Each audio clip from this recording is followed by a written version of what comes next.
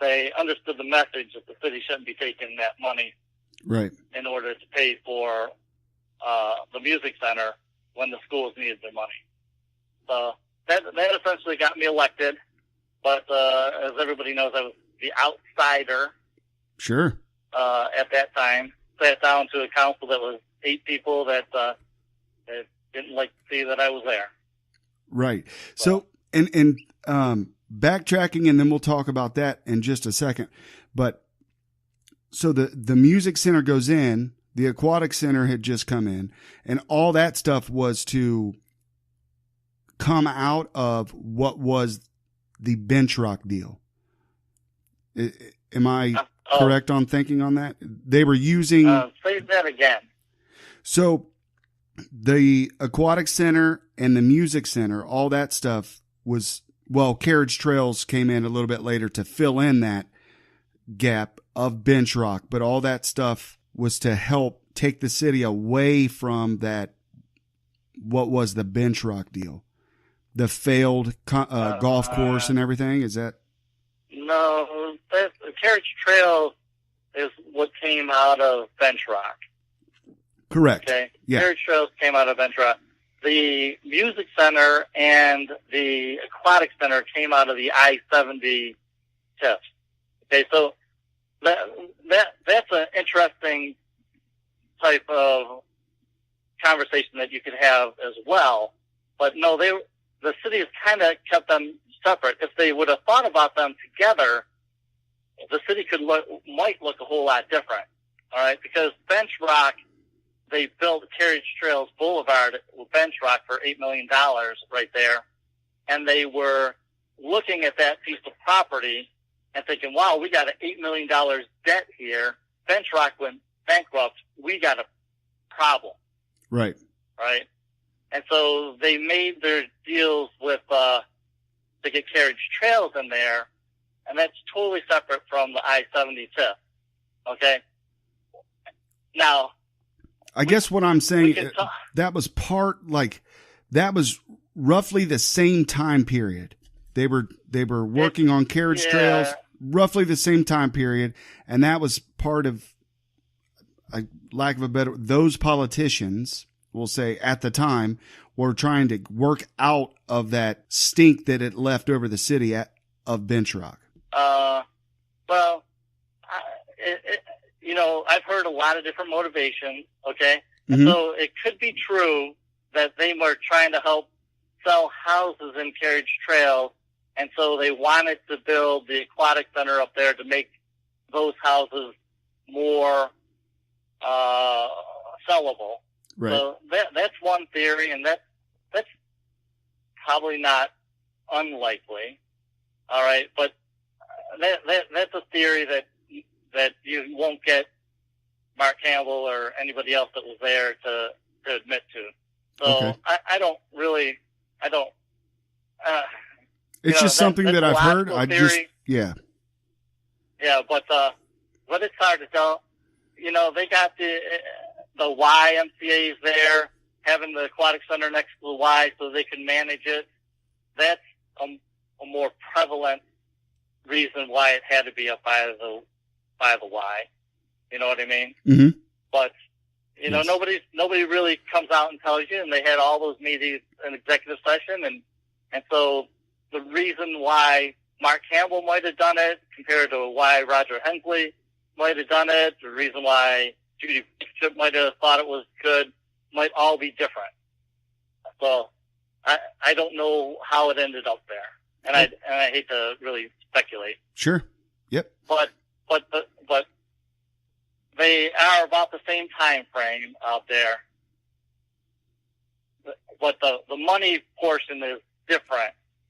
So that's sure. the part that I kind of concentrate on. Okay. Because the money that came for the aquatic center and the music center pretty much was coming from the I-70 TIF and the TIFs that were going for that.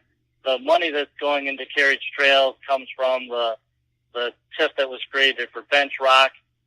And it's interesting to have a discussion of what would happen if you would have combined those two, because that would be a long discussion that we don't need to have on podcast. Okay. Yeah, no worries. All right. But the I-70 TIF, and that's a big TIF. That's a big TIF now. It's a big money generator for us now in the city. And we should have a discussion of where this money is going to go in the future, because quite frankly, you hear a lot of conversation about traffic on 202 and, even 201, that, if you're planning ahead and that TIF goes all the way fully developed, you should have money to correct a lot of those problems. And obviously you would have a lot of money for that infrastructure now if you hadn't spent it on the music center, but, then you have to talk about, the music center is a pretty nice venue, and everybody in the area. Yeah, really I like it. There's a lot of people that like it. I personally, it's nice. It's nice to get a lot of good publicity for it, but I still think that there's other things that we could have done that more of the community would appreciate. But that's another total discussion as well. It's a good discussion because important discussion. Yeah. I'm sorry. Go ahead. I was just going to say it's a good discussion because it is nice to have the music center. There's no doubt about that. Right. I've been there every year since it opened. I've even flown back from Texas to go watch a concert, and all that. I love the music center. It's very well laid out. It's all great. But yes, you're right. Traffic flow could be reduced. I mean, yeah, the music center wouldn't be there if you use that TIF money on actual infrastructure instead of building a business for the city. It's nice, but right. Or, if you're going to build a business for the city, one of the things I've always said was, for that same $19 million, you could have basically free Wi-Fi, free internet for the whole city. At $30 a month, and not have to worry about spectrum, right? Which would more of the citizens use? Free Wi-Fi or $30 Wi-Fi or the music center? Right. Right. To me, I go to the free concert. I missed this last weekend, but I've only paid for one, and it's unlikely I'd pay for more. So other than while this is a nice publicity for the city, it's not doing me much good. And if you look at the money that goes into it, it's costing my family, $400 a year. Well, so those free concerts are costing my family $400 a year. It's like, well, right. What is that good for me or not good for me? Well, I like it. I like that it's good for the city, but I'd rather have $400 in my pocket or to make sure all our roads are good. So when you say it costs your family $400, are you within the TIF district? How does it cost your family? Yeah, if you take them, if you just, now we haven't been paying that debt, right? Right. But if you have $1 million, if it's a $19 million project and you're going to pay for it over 20 years, that's about $30 million worth of payments. So that's $1.5 million that you need a year to pay for it. So divide 33 or 40 into 40,000 people into $1.5 million, and then I got a family of 10. It turns out to $400 for the family, right? Well, I wouldn't say right now because that math might not work, but it's close to that if I'm remembering correctly. I'll have to do the math and add it to the podcast here for you. Yeah, no worries. So yes. when you first saw these things, and transparency has always been one of your high issues. You've always wanted the city government to come out and say exactly how they're spending tax dollars. Because that's how I became aware of you, was when you were actually, right before you were mayor, when you were running to become mayor. You were talking about transparency, government, telling the folks, the people, the taxpayers, what they're spending their money on. That's one of your main issues. Would you agree with that, or? money fiscal conservative, good value for our tax dollars, and transparency where people, I think people should have the opportunity to come in and complain or add to that conversation. Now, a lot of it you're going to have to ignore or you wouldn't get anything done, but a lot of times you end up with good input that can help save the rest of the citizens thing. So you have to listen to a lot of chaff to get anything good. Mm-hmm. But there's a good opportunities for when smart people know that you're listening to them, you get more smart people talking to you. I just firmly believe that. It makes sense. The more smart people talking to you, the more likely you're going to make smart decisions. So, yeah, I mean, no matter what, you're going to hear a lot of things that don't make sense, right? A lot of things you're not going to work, and some things do make sense, and you ignore them, and then you're going to look bad later. That's just the way it is. But Right. I just think people should have that opportunity. Yes. Talking about transparency, you once you got on city council, what was that like for you? I know council, once they began to see your style and how you chose to lead the meetings, council changed the rules. They've since changed the rules again, but they changed the rules from, on my end as a citizen, what it seemed like is they changed the rules to keep your voice off of that dais. Is that something you would agree with or not? Well, that's something they had a hard time with because I had the gavel, and I don't think that they silenced my voice at all there. I really didn't have any trouble getting my message out, especially the first 2 years when they were all against me.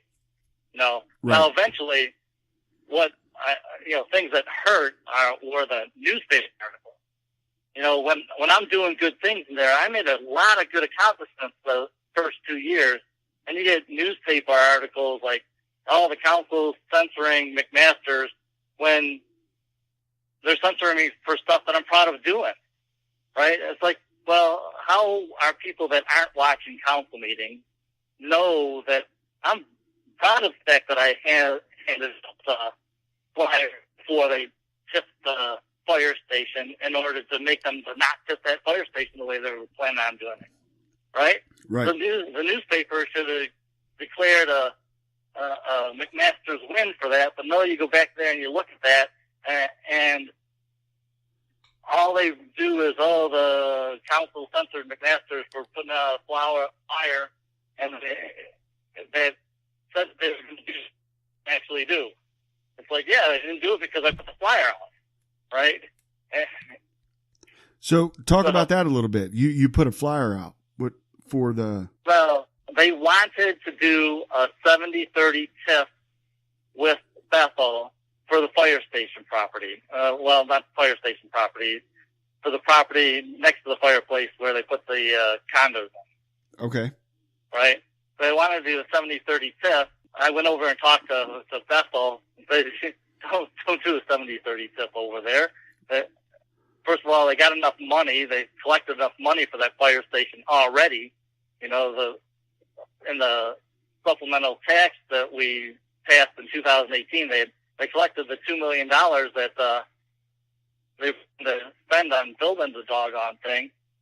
But we had enough money anyway, and the schools don't need to be built. You there? Non-school TIF on that, and let us get the money otherwise. And which is funny because one of the other things I promised when I was running was that we would build that fire station. Right. We'd already paid for it. So it's one of the things that said, hey, we need to build this thing and get ready for it. So, that's one of my successes. What I consider my successes is that the fireplace that pretty much they ignored forever ended up being built. It did. But anyway, so they had come out there and put in to the school that they were going to do a 75-25. They wanted to do a 75-25 TIF without the school, or they wanted the school to do a 70-30 TIF. Gave them notice for that. But then I got them I got the school board not to vote on that prior to the first of the year.